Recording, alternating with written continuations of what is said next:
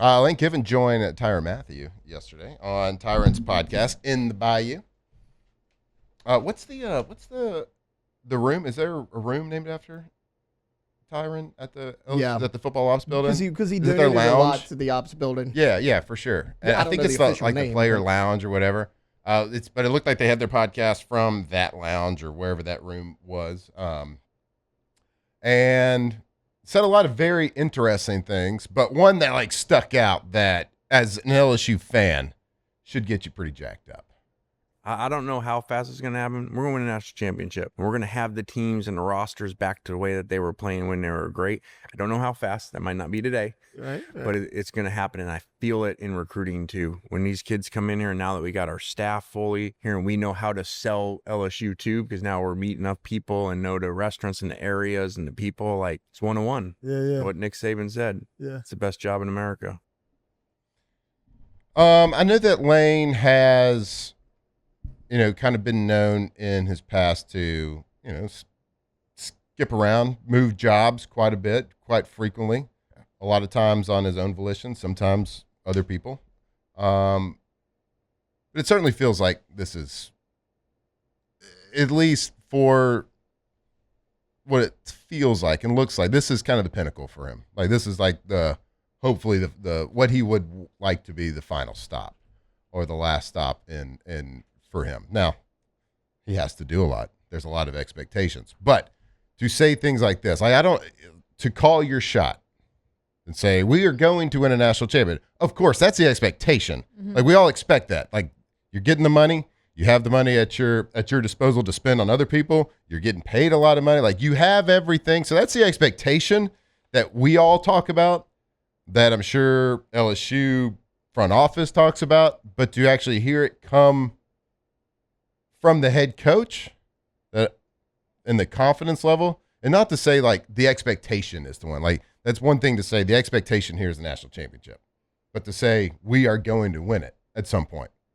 and it might not come today, which,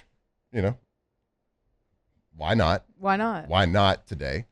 Kurt Signetti did it in 2 years in Indiana.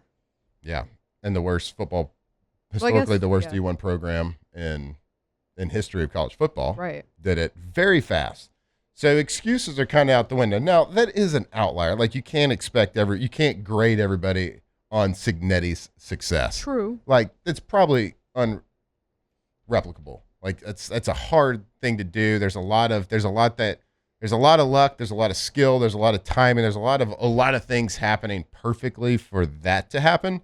So no one should be judged because Signetti had success that fast and turned something around that fast. But this is LSU. Like, he feels the momentum. He feels like this is why he came here, for the success they're having off the field. So we are going to, I don't know, what's the June 18th? A little over 2 months, 2.5 months. We finally get to take the field, and I can't wait. But his expectations, it's not the expectation, but he's telling you we are going to do it. I don't know how long it's going to take, but that sounds like a man that wants to be here for a long time. And that has been the concern. Well, Ole Miss was like, oh, yeah, fine, take him. He's going to be gone in 3 years anyway. He'll just go take another job. Well, I don't know if in his mind, in his heart, in his soul, there's another job that's better than this. Well, so that's what he said. This is the pinnacle. Saban told me it's the best job in America, and I agree in the cup we just played. So, yeah, I mean, if he thinks this is the best job in America, to your point, where's he going to go if it's better? Where's he going to go where he has the best opportunity? Yep. Now, he could try the NFL again, but, like, as far as college goes, this is it. Yeah. I think historically speaking, when college coaches try the NFL and then they go back to college, they don't really ever try it again. They usually realize pretty quick that, oh yeah, I'm way more suited to be a college coach. And that's probably the case here. So it sounds like and seems like, if there's success, that if Lane Kiffin ever was to leave LSU, it wouldn't be on his own choice. It would just be because of lack of success, just like every other. I mean, college coaching jobs are hard to get, and they're even harder to maintain. But he's going to have every opportunity here, and he's calling a shot, and I love it. Injected straight into my veins, the head coach for your LSU Tigers saying we will win a national championship. And odds are he's right. 3 of the last 4 did it. The only one that didn't do it was the most highly touted head coach that coming into LSU, at least. He's not the best. I mean, obviously, Saban came here. He wasn't the Nick Saban that we know now when he came to LSU. But like Brian Kelly had the resume.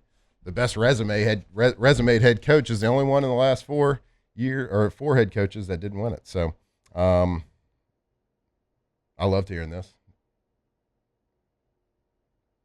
Did y'all get any feelings from it? Did y'all listen to the rest of the interview? I heard bits and pieces. I didn't listen, intro to outro, but I'll tell you, did. Musso did, for sure. God bless. This clip list of this interview, my God, very detailed.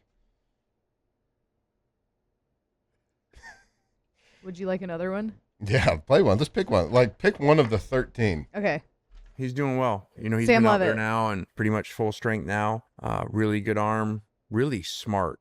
I mean, he's in there just grinding all the time on stuff. NFL mindset quarterback from preparation standpoint. Now we just got to put everything together in year 1. A little bit late because now he's just finally cleared now and a lot of new pieces around. So it's going to be a big summer and fall camp. Fully healthy. And I think we've kind of seen that writing on the wall a little bit.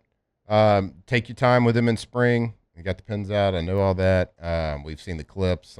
We joke about the slam dunking and all that stuff. But 21 miles per hour he was clocked at on the little GPS thing that they wear on their shirts.